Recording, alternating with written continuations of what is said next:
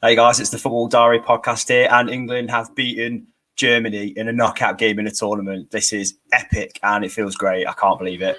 I'll discuss it all. Dave, it feels pretty good, doesn't it? It's like kind of euphoric when you come off the back of a result like this. How are you feeling, mate? That's a completely new feeling to both of us, isn't it, really? Yeah, it is. Yeah. Disbelief, I suppose, like at first. I think that's how much of a big deal it is. I think it was kind of deserved, though. On the balance of play, it was quite an even.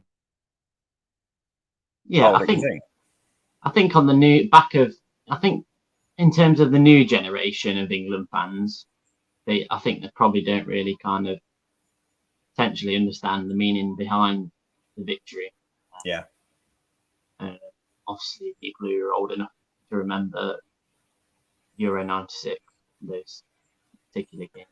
Yeah, the history behind it, I think, was lost on the players, which in some ways was a good thing because you could tell they were playing without any pressure whatsoever, really. And I think the 2-0 victory didn't really flatter them. I thought they deserved the victory in the end, and they controlled the game pretty well. The first hour or so, it looked pretty poor, and you could tell they were adapting to a new system, couldn't you, with the three at the back, and they'd not really played it for a while for a good run of games, but he obviously did that with the threat of Germany in mind. So how effective do you think that system was in making sure that England won? I think we looked reasonably comfortable, apart from first 10 minutes, we just couldn't seem to recover the ball. It was kind of, Germany weren't really doing much with the ball, but they were kind of recycling it well and keeping a hold of it, and we just couldn't get a foothold in the game in the first 10 minutes. We looked a bit lost. But I thought after that, we started to come into it more. Without threatening too often. Obviously, there was that chance towards the end of the first half, which Kane probably, I don't know if he could have just swung with his left and slid in with his left instead of trying to take a touch. Yeah. There's a few chances where you thought either team could have nicked something, and I think, but for Jordan Pickford's saves, England were quite lucky to hang on in the end, I thought, for the first half. But they persisted with the system. And I think you could tell as they got kind of used to playing in that way, a few players started to come forward and feel more comfortable with it. Luke Shaw, I thought, was really, really good down the left. Harry Maguire ventured forward out of his back three. And I mean, I could name a few players who kind of adapted really well. But who do you think stood out for you?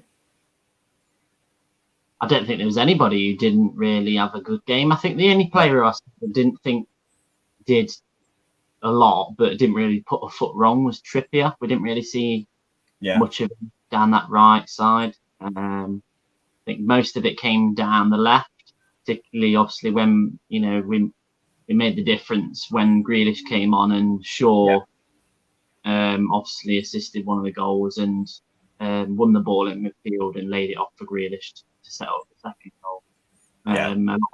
A lot of the attacking play did come down that left-hand side. It's promising. I think what it kind of did when Grealish came on, it kind of opened up those spaces for Sterling. And as we saw with the first goal, he was able to get into that sort of central position.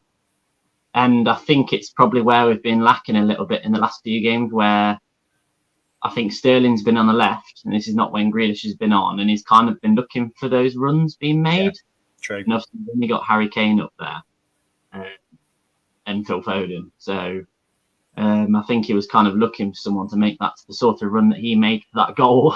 Yeah, I think so, yeah. And I thought, Bon, you mentioned Harry Kane quickly. I thought he was pretty quiet on the whole. He was obviously in the right place when it mattered for Grealish's cross, wasn't he, towards the end of the game? And that would have done his confidence no end of good because he needed that. But he was quiet, wasn't he, Harry Kane? He's still not really, I don't think, anywhere near close to being his best. No, I think he started to grow into it to the very end of the game. He started to pick up the ball in those sort of areas, but I think that was more on the back of Germany realising they had to go for it, and it did open up some gaps further up the field, and he did start to get on the ball,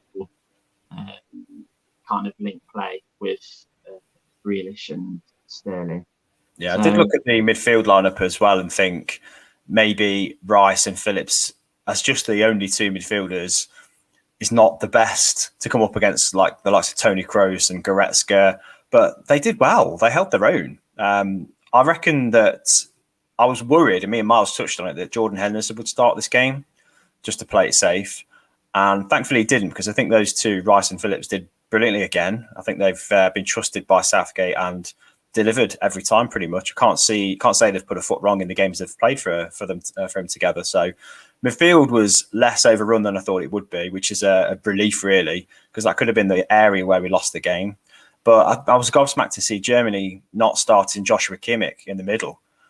He was playing fullback again, and he's their best player, I think, isn't he? Why was he there? What was the trainer thought there? Because they didn't really attack us too much down the flanks, as much as I thought they might do.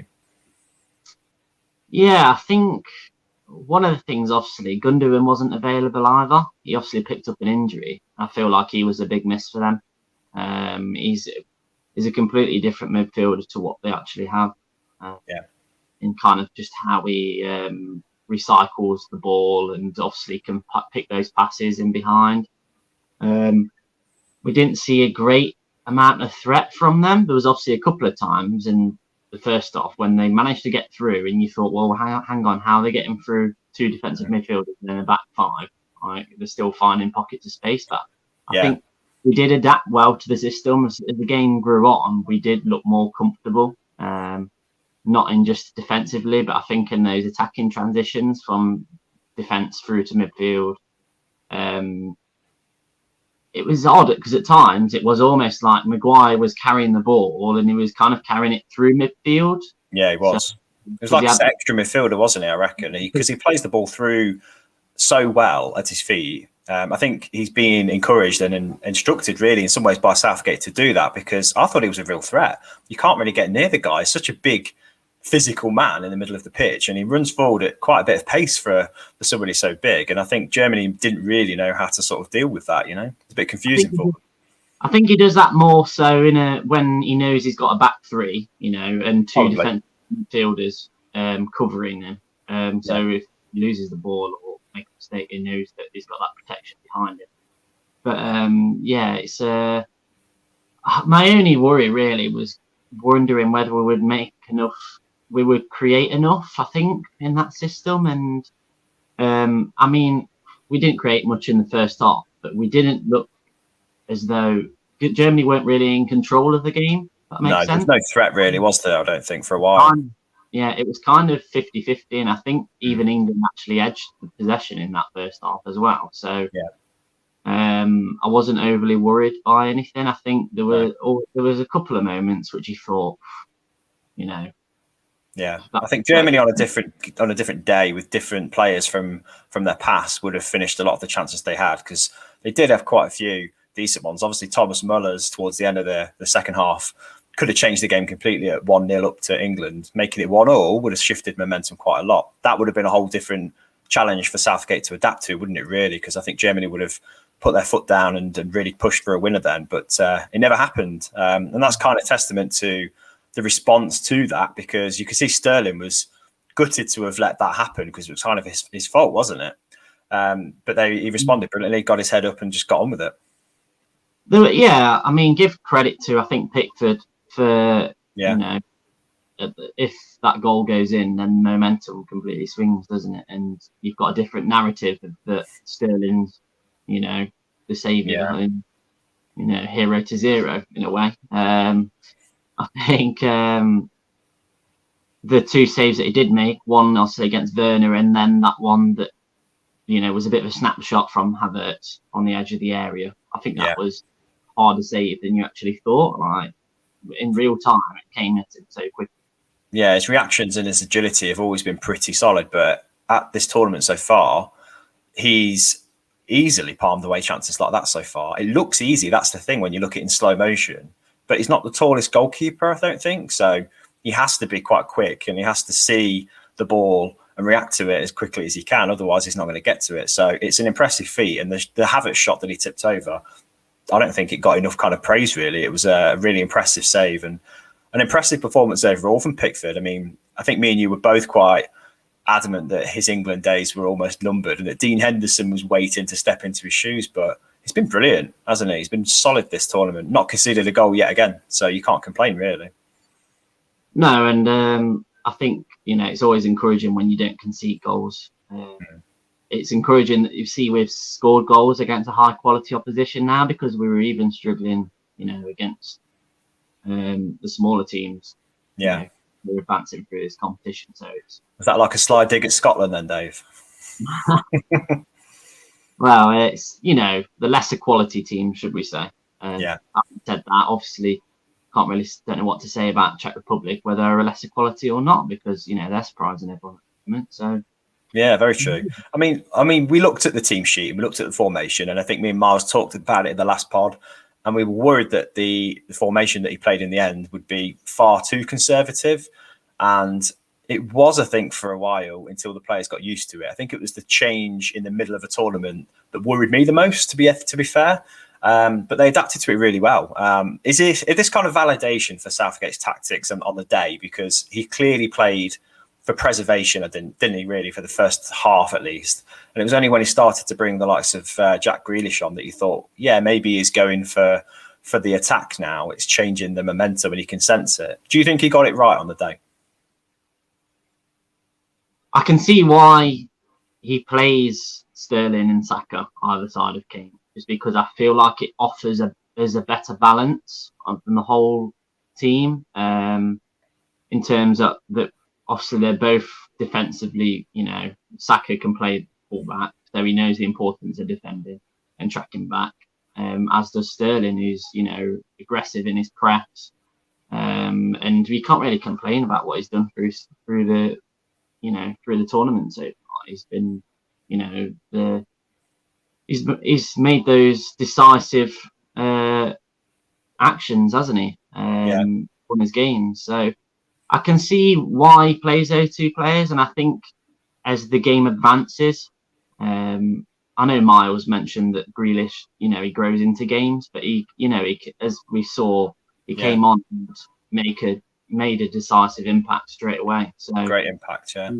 I think he's got a good relationship with Luke Shaw as well. I think he's, Shaw kind of has got a good understanding with him, and it showed kind of, Shaw managed to get, the cross.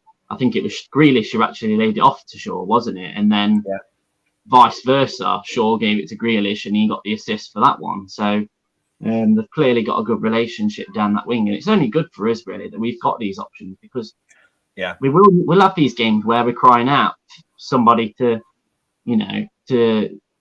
kind of stand up, and we need these particular players to win us games, and that's what Grealish is a match winner. Yeah, and definitely.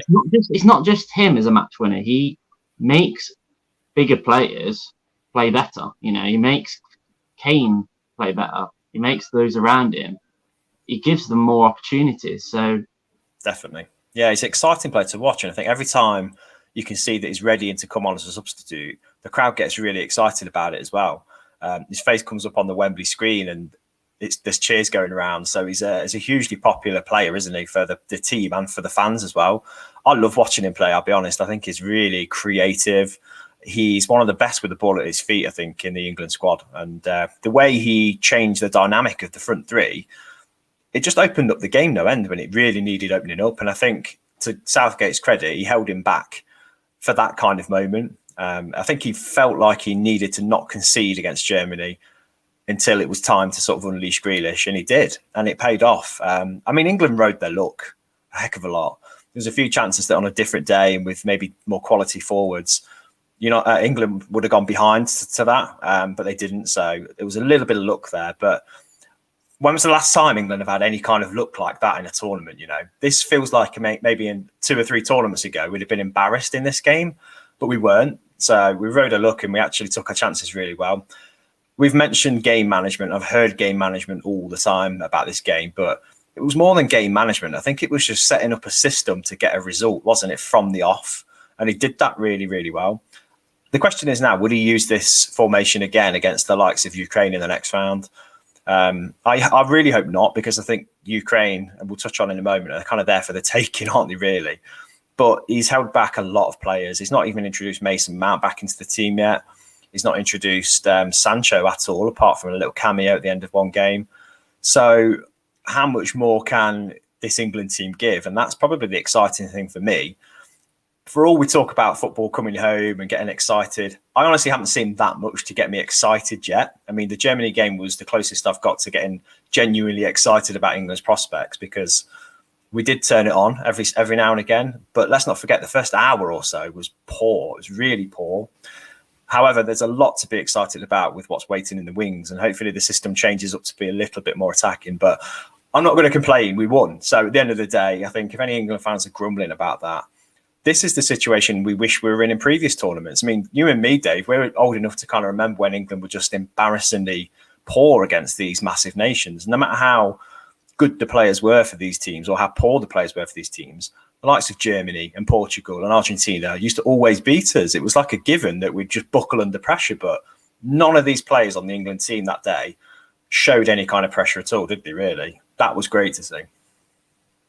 Yeah, I don't think we were as bad for the kind of up to 60 minutes as some people say. I think there was moments when there were opportunities, and it was sometimes the passing that just wasn't quite right, wasn't quite quick enough in certain areas of the pitch, the final pass.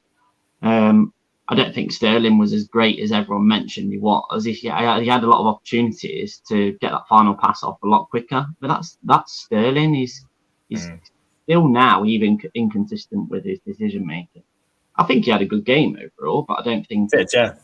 I think the fact that he's got 3 goals and he's not really hit top gear yet is encouraging as well. And the fact that England haven't conceded a goal yet and they've not really looked solid, I don't think. They still look quite vulnerable at the back, is encouraging. And that's a real testament to Gareth Southgate's, instilling of the right mentality into the team, I think. He's made them feel like no one can beat them. And that's never been seen before from my lifetime anyway. Yeah, I mean, are we kind of not giving him enough credit for the way he's approaching games in a way he's getting results, potentially? But again, that goes on to see, how we progress, if we do progress further, because, this could be a potential banana skin this next game. We need to approach it professionally and look to, take it a game at a time and not look any further ahead, because it'd be easy to do that.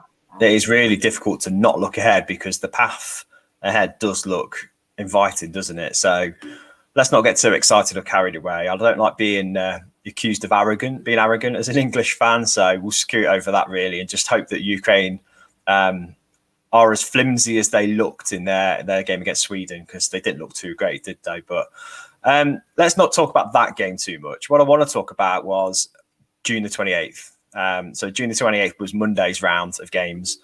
What an amazing day of football that was. Is that like the best tournament football day you've ever seen? With Spain winning 5-3 after extra time, and France losing on penalties, and a 3-3 comeback for Switzerland as well, going to extra time.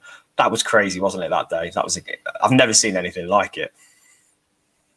No, I mean, in terms of entertainment value, you can't really say you didn't get your money's worth. Nah, it was insane. I mean, that was the kind of game I thought the tournament threatened, because obviously with the pandemic, the amount of games that are being played, there was talk of fatigue creeping in. I mean, you did see that sometimes, I think, in a lot of these round of 16 games. But the amount of goals that are going in for the neutral is fantastic to watch, isn't it? Yeah, 100%. And I think that first game, the Spain-Croatia game, I think we thought it was all dead and buried at 3-1, as we did the France-Switzerland game when it went to 3-1. It looked like it was done.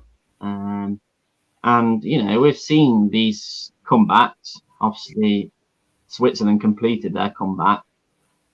Croatia didn't, but could have done. They had a sitter as it went into extra time, which would have put them 4-3 up. And then you don't know, what happens from there. So, those two have been the standout games of the tournament so far. Yeah, incredible. I think the amount of chances that were created is a testament to the kind of season that these players have had. They are getting tired quicker, but it is great to watch. And I think on France as well, when they were 3-1 up, I genuinely thought they'd hit their stride, because they were playing some amazing football.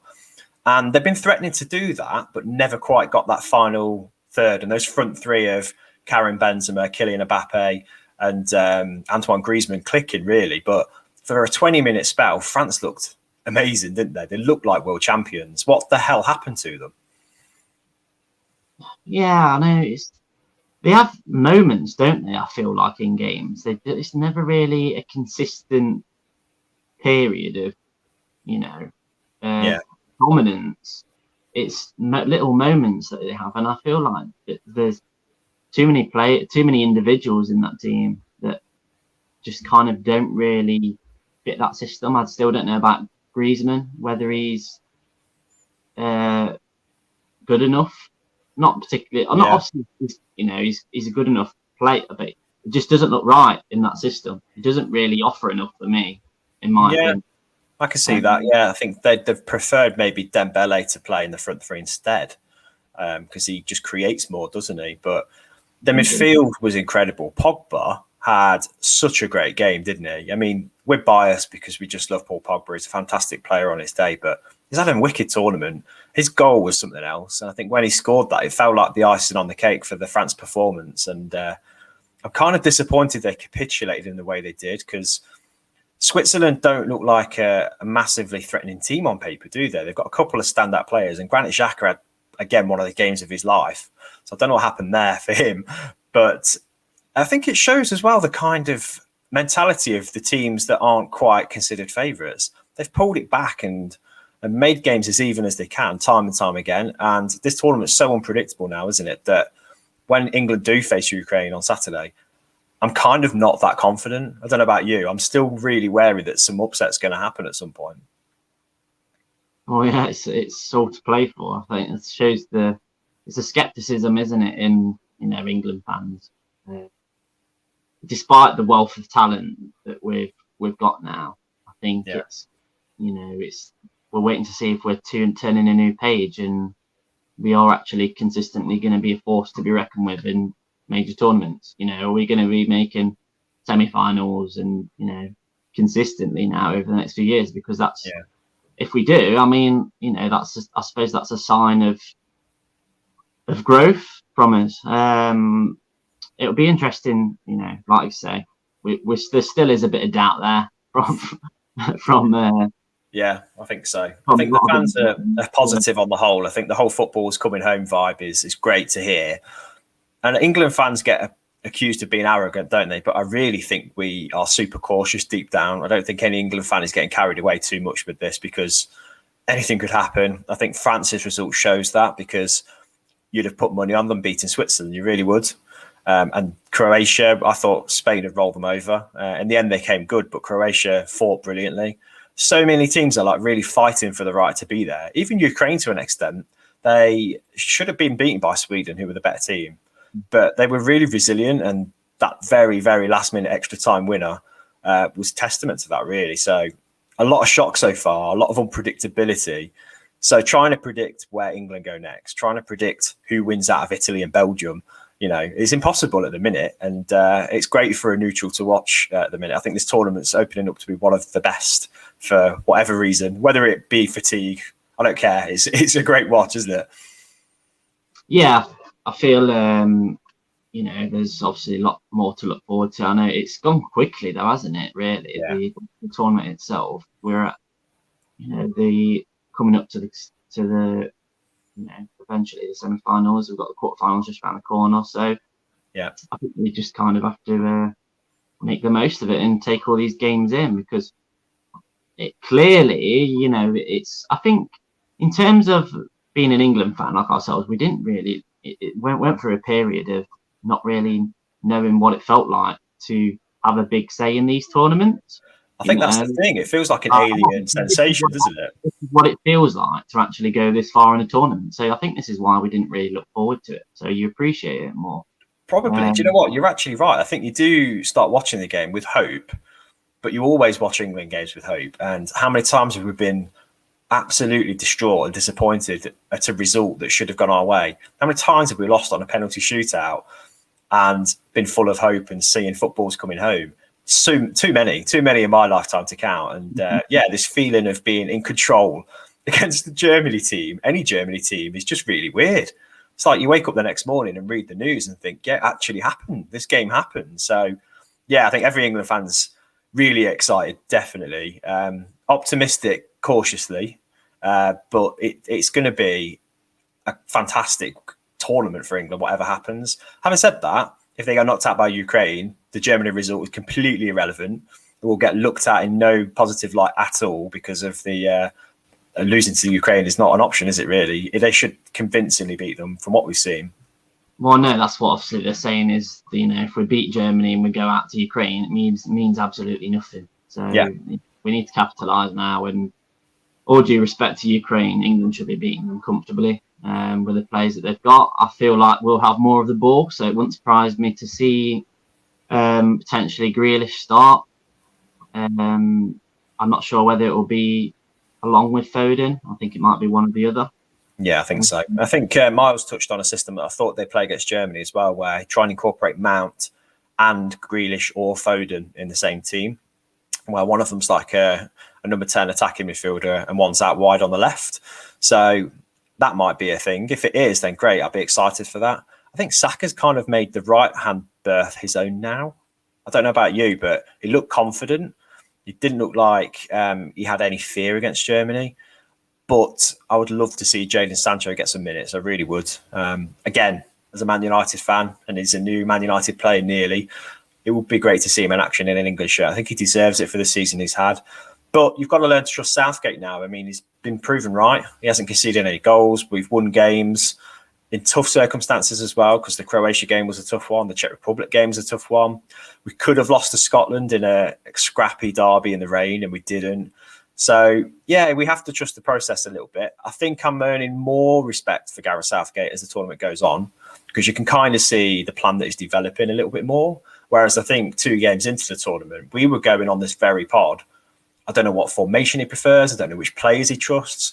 But I think he just adapts game by game, doesn't he? And I guess that's kind of the best way to refresh your team in a tournament like this, because Ukraine, I don't know if you watched any of the game, they were falling left, right and centre. Players with cramp and injuries and niggles. And I think a lot of teams will feel that. So if we've got a fresh squad going to the latter stages of an international tournament, that's amazing. 100%. I feel like whatever player we put in that front three, I feel like they're going to have an impact. They're that good. And it's not like we're short of options to substitute them if they're not having the best of games, Yeah. I do like Saka. I think he's a really good player. But like you say, obviously, you've also got Sancho and you've got, Foden who can play on the right. Yeah. So, and they're all fairly fresh as well. I think they're all at a good level of fitness compared to what we've seen from other teams and other players. I think there's no one apart from Harry Kane that's maybe a question mark in my eyes. So would he rest Harry Kane, or is he undroppable, do you think? No. I can't see him resting at all. No, I don't think he'd let him, to be honest. No, I don't think Southgate would I don't think Kane would let Southgate rest him. I think he'd have a lot to say about that. It's an international tournament, isn't it? It's kind of what he thrives on. So we'll see. But anyway, it's panning out to be an exciting tournament even further. It's been great so far anyway, I think. There's not been many dull games. And the ones that have been the most dull have been England up to now. Weirdly, haven't they? They've been the most disappointing, but it feels like we're finally getting excited about it, which is amazing. So, yeah, let's see how this quarterfinal wave pans out and see what happens. I'm just going to take this opportunity to plug our socials as well while we're here. So if you're watching this and you like what you see, please hit the subscribe button if you can. It'd be nice to get more people watching this channel, because we try our best to put together some good fan-driven content. So just hit that button and hit a like as well if you can, at the very least. That'd be nice. We're also on socials as well. We're Football Diary UK on Facebook, Twitter and Instagram. So give us a follow. And yeah, we're relatively new, so any support you can give would be amazing. But Dave, thank you, mate. Look forward to the quarterfinals. We'll speak again after the weekend when the majority have been played. But until then, enjoy the rest of the football that we see until then. And thanks for your time, mate. No worries.